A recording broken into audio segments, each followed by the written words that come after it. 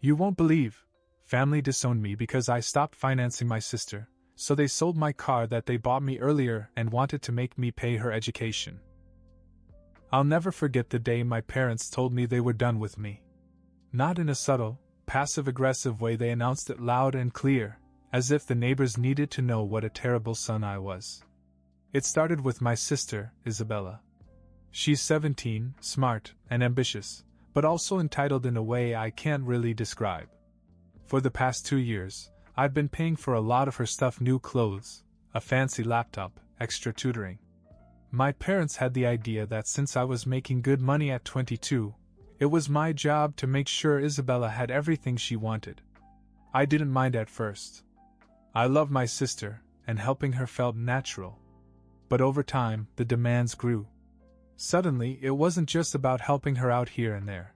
I was expected to pay for her college. That's when I drew the line. College is your responsibility, I told them. I've helped enough. I need to save for my own future. That one sentence unleashed hell. You're abandoning your own sister? My mother screamed. After all we've done for you? Then my dad chimed in. You've always been greedy, haven't you? We should have known we were raising a selfish son. What a mistake you turned out to be. That stung more than I thought, but what came next was worse. If you won't help Isabella, we'll make sure she gets what she needs, my father said. We'll sell the car we gave you. That car. A used Honda they'd bought me for my 21st birthday. I was supposed to be forever grateful for it, apparently. The thing is, the car was registered in my father's name. I knew I had no legal claim to it, but the idea of them taking it to pay for my sister felt like a slap in the face. I tried to reason with them, but it was no use. A few days later, I woke up to an empty driveway. The car was gone. When I confronted them, they didn't even bother to hide it. We sold it, my mom said, crossing her arms like she was proud. The money goes to Isabella. You'll thank us when you stop being so selfish. I wasn't surprised, but it still hit me hard. I had worked hard for my money. I could afford another car if I needed one, but it wasn't about that. It was the principle. It was just the beginning of the madness. I thought losing the car would be the worst of it, but I was so wrong. After the car was gone, I decided to keep my head down and let things blow over. Maybe they'd realize how unfair they were being and come around. But that didn't happen. Instead, things escalated. A few nights later, during dinner, my dad dropped the bomb. We're tired of you living in this house and thinking you can dictate what you will and won't do, he said. You're going to help pay for your sister's education, all right? My fork froze in the air. I told you I can't. I've helped enough already. College is your responsibility, not mine. You're 22. You have a job. Do you think we raised you so you could hoard all your money while your sister struggles? My mother snapped. She's your family. You don't get to just say no. The way they talked, it was like I wasn't even a person, just a wallet with a heartbeat. I looked at Isabella, hoping for some sign that she felt bad about all this, but she just stared at her plate like she was waiting for dessert. I'm not paying for college, I said again, trying to stay calm. I've done enough. You can't keep expecting me to fix everything. My father slammed his hand down on the table. If you're going to live under our roof, you're going to do what we say. Either you contribute to Isabella's education, or you can pack your bags and leave. This hit me harder than I wanted to admit. I'd been saving up to move out, but I wasn't quite there yet. Rent in this city wasn't cheap, and I didn't want to blow all my savings on a rash decision. But the idea of being kicked out for refusing to support my sister's life was unreal. The worst part? Isabella finally spoke up. I just don't understand how you can be so greedy, she said, looking at me like I'd killed her puppy. I'm your sister. Don't you want me to succeed? Something inside me snapped. I've helped you for years, I said, my voice sharp. I've paid for more of your things than I can count. But it's never enough for either of you, is it? You take and take, and then you call me greedy when I say no? Unbelievable. My parents didn't even flinch. My dad just repeated the ultimatum. If you don't do your part, you're out. This is still our house, not yours. I agreed to contribute. Not because I wanted to, but because I needed time to figure out my next move.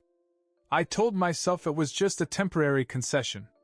But the next day, they hit me with another surprise that made me angrier than I thought possible.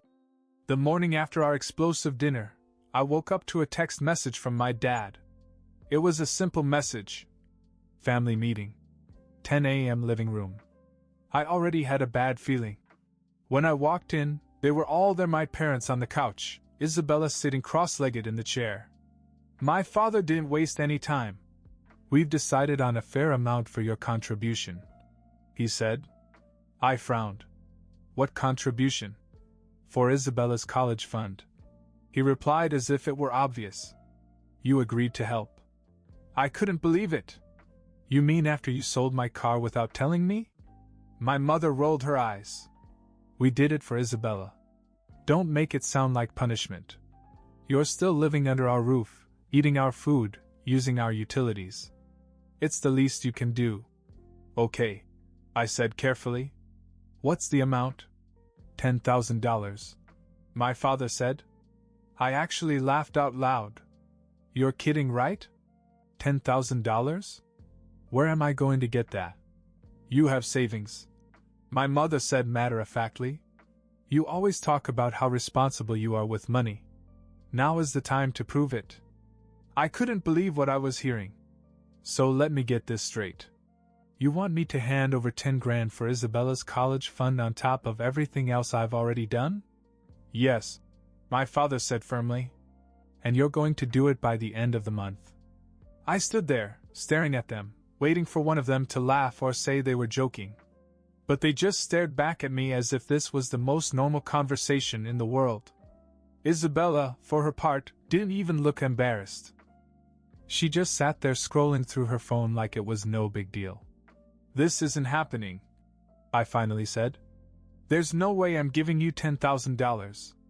You agreed to help. My mom snapped. Help, yes, I said. But this is insane. Do you even hear yourselves? You're treating me like a walking ATM. My father stood up, trying to look impressive. You'll do it or find somewhere else to live. I couldn't hold it in anymore. Fine. You want me out? I'm out. You won't see a penny from me. Then I turned to Isabella. And you? Don't ever ask me for anything again. If that's what family means to you, we're done. The room fell silent. My father's face was red, my mother was furious, and Isabella just stared at me as if I'd betrayed her. But I didn't care anymore. I packed a bag that night and left. I didn't even know where I was going. I just drove until I found a cheap motel on the outskirts of town. The next morning I woke up to a series of texts from my parents, calling me ungrateful, selfish, a disgrace to the family. Isabella had also texted me, saying she was shocked at how greedy I was. I blocked everyone except my grandparents. They were the only ones in the family who ever treated me like I mattered. That afternoon I went out and bought a new car. A better one, actually a sleek Toyota Camry that I'd had my eye on for months. It was the first time in years that I'd spent money on something just for me. It felt like freedom. The day after I bought the car, I finally started to feel like myself again. I drove around town with the windows down, blasting music and trying to let go of the chaos my parents had thrown at me. I had no intention of going home or talking to them anytime soon. But later that night, as I was about to get dinner, my phone buzzed with a message from an unknown number. We need to talk. It's important. It didn't take a genius to figure out it was my dad. I ignored it. A few minutes later, another text arrived. I'm serious. There's something you need to know. I rolled my eyes and put the phone down. Whatever guilt trip he was planning wasn't going to work. The next morning, I found an envelope slipped under the door of my motel room. There was no name on it, just my room number scrawled in black marker. I opened it cautiously, expecting a passive-aggressive letter or a demand for money. Instead, I found a single piece of paper. It was a bank statement. My dad's name was at the top, and at first I couldn't figure out why he'd sent it to me. But then I saw the transactions. It wasn't just my car that had been sold. There were deposits from what looked like multiple sources. My parents had liquidated things. Furniture, jewelry, even some tools from my dad's workshop. The total added up to more than $25,000. But that wasn't the shocking part. At the bottom of the statement was a withdrawal for almost the entire amount. The recipient was a name I didn't recognize, Ethan Calloway. My stomach sank. Who the hell was Ethan Calloway? And why had my parents given him all that money? I went straight to my grandparents' house. They welcomed me in like nothing was wrong, and for the first time in days, I felt like I had someone on my side. Over coffee, I showed them the bank statement and asked if they knew anything about it. My grandfather squinted at the paper and shook his head. I don't know any Ethan Calloway. Did you ask your parents? I snorted. They're the last people I want to talk to right now. But they slipped this under my door, so they clearly want me to know something. My grandmother's face darkened. I'd be careful if I were you. Your father has been hiding things for years. He's not as honest as he pretends to be. What do you mean? I asked, leaning forward. She hesitated, looking at my grandfather as if she wasn't sure how much to say. Let's just say he's made some questionable choices in the past. He's lucky your mom always had his back. It wasn't very comforting. Before I left, my grandfather told me something else that stuck with me. If they're trying so hard to drag you back in, it's because they need you for something. Don't let them manipulate you. I didn't know what to believe anymore, but I was sure of one thing: my parents weren't done with me yet. I couldn't stop thinking about that name, Ethan Calloway. Something about the whole situation felt wrong. Why would my parents sell everything, including my car, just to give $25,000 to a stranger? I didn't want to confront them, but curiosity got the better of me. I called a friend of mine, Ben, who works in real estate and has a knack for finding information on people. I sent him the name and asked if he could dig up anything. A couple of hours later, Ben called me back. Got something weird, he said. Ethan Calloway's registered address is about an hour out of town.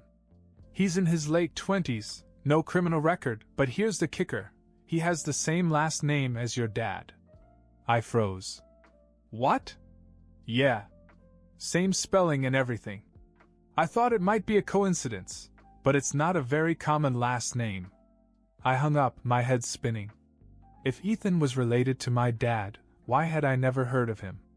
And why were my parents secretly giving him so much money? Against my better judgment, I decided to go to the address Ben had found. It was a small house in a quiet neighborhood, nothing fancy. I sat in the car for a while, debating whether or not to knock. But then the door opened and a guy came out. He was tall, maybe late 20s, with dark hair and sharp features that looked eerily familiar. He saw me sitting in my car and raised an eyebrow, like he was trying to figure out if he knew me. I got out and walked over to him. Ethan? I asked. Yeah. Who's asking? I'm Austin.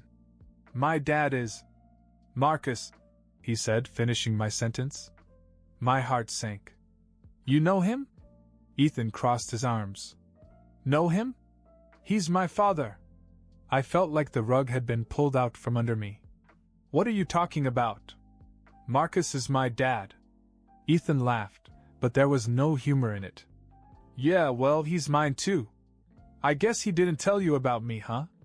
I didn't know what to say. My father had another son? This guy standing in front of me was my half-brother? Look, Ethan said. I don't know what you're doing here, but if you came to yell at me about the money, save it. Your dad gave it to me because he owes me. It's none of your business. What do you mean he owes you? I asked. He shook his head. I don't owe you an explanation. Talk to Marcus if you want answers. Before I could say anything else, he walked back inside and slammed the door. I drove away, my mind racing. My father had a secret son. He'd been hiding it from me, from my mom, from everyone, or so I thought. When I got back to the motel, I had another text from my dad. We need to talk. Come home. This time I didn't ignore it. I called him, and when he answered, I didn't waste any time. "Who the hell is Ethan Calloway?" There was a long pause. Then my dad sighed. "It's complicated." "No," I snapped. "It's simple. You have another son, and you've been hiding him." "Why?" "You don't understand," he said. "Ethan, he's part of a mistake I made a long time ago. But he's family, just like you and Isabella. That's why I'm helping him." "Helping him with my car and everything else you sold?" I yelled. "You don't get it," he said, his voice rising. "I've been trying to make things right, to make up for the past. But you're too busy being selfish to see the bigger picture." That was it. I'd had enough. "I'm done, Dad. Done with you, done with this family, done with everything. Don't contact me again." Then I hung up. After I hung up on my father, I felt a mixture of anger and relief. I wanted nothing to do with him, or the mess he made. But as much as I wanted to move on, the whole situation kept gnawing at me. Who exactly was Ethan, and what had my father done that he felt the need to sell everything to make things right? I didn't have to wonder for long. A few days later, a thick envelope arrived at the motel. The handwriting on the front was unmistakably my dad's. I almost threw it in the trash. Whatever excuses he had, I didn't care. But something made me open it. Inside was a stack of papers, a mix of old letters and more recent documents. At the top was a handwritten note. "Austin, you have every right to be angry with me, but I need you to understand. Read this, and then you can decide if you ever want to talk to me again." "Dad?" I set the note aside and began to leaf through the papers. The first was a faded handwritten letter from over 20 years ago. It was from Ethan's mother. "Marcus, I'm writing because I think you deserve to know. I'm pregnant. I didn't plan this and I'm not asking for anything, but I thought you should have the choice to be involved." The letter went on, but I could barely process it. My father had known about Ethan from the beginning and had chosen to ignore it. The next documents were old court records. Ethan's mom had apparently tried to get child support when he was a toddler, but my dad had fought it and won. It looked like he had convinced the court that he wasn't Ethan's father. But the most shocking thing came at the bottom of the pile, a recent paternity test. My dad had finally taken the test, and of course it confirmed that Ethan was his son. Beneath the test results was another note from my father. "I should have done the right thing years ago, but I was too selfish and scared. Ethan's mother died last year and he reached out to me. I'm trying to make up for what I did, but it's not enough.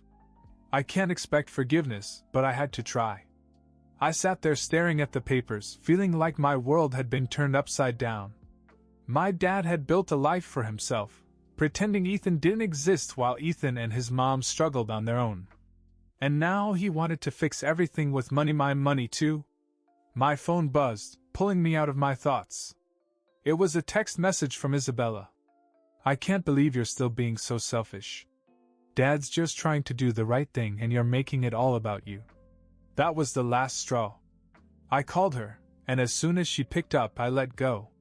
"Selfish? Are you kidding me? Do you even know what's going on, or are you just parroting what Mom and Dad told you?" "Dad explained everything," she said. "You're just mad because you won't help." "Help?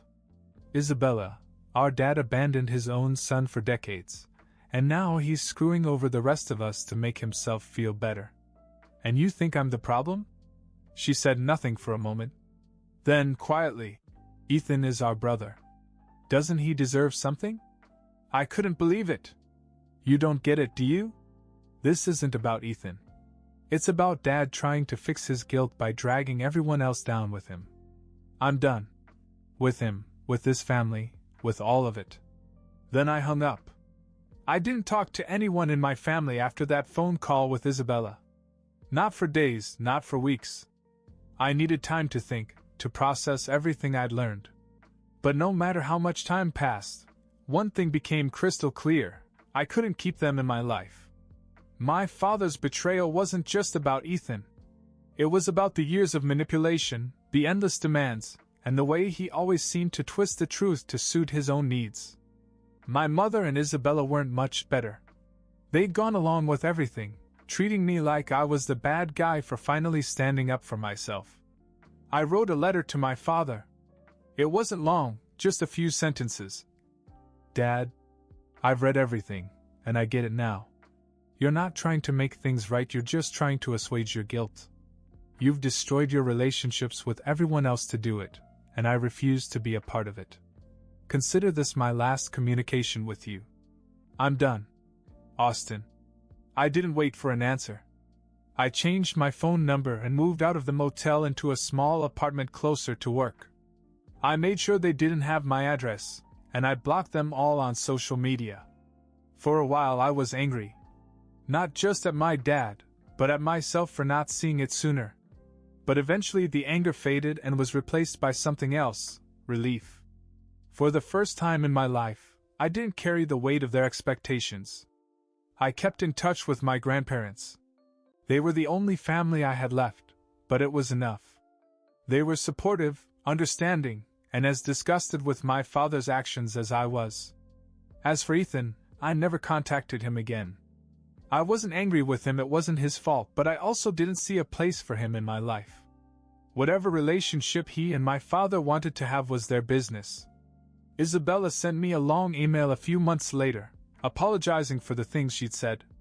She admitted that she had been selfish and that she didn't fully understand what I was going through. She asked if we could start over, but I couldn't bring myself to answer. Maybe one day, when she's older and more mature, we can have a real conversation. But not now.